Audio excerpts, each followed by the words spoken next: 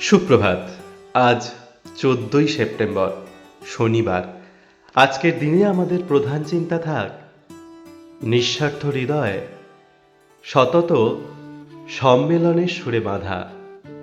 আজকের দিনে ঈশ্বরের কাছে আমাদের এই প্রার্থনা হোক, হে বিশ্বজননী, আমাকে তোমার যোগ্য সন্তান করিও। আমি যেন কখনো বিশ্বাস না হারাই বা আত্মসমর্পণে অক্ষম না হই।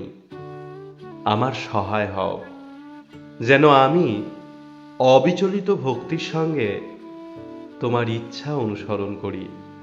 আমার কোনো চিন্তা বা কর্ম যেন কখনো আমাকে মিলন বিচ্যুত না করে। আমার এই জীবন যেন আমি তোমার পূর্ণ জীবনের সঙ্গে একই সুরে বাঁধিতে পারি। আজকের দিনটি আপনাদের খুব ভালো কাটুক।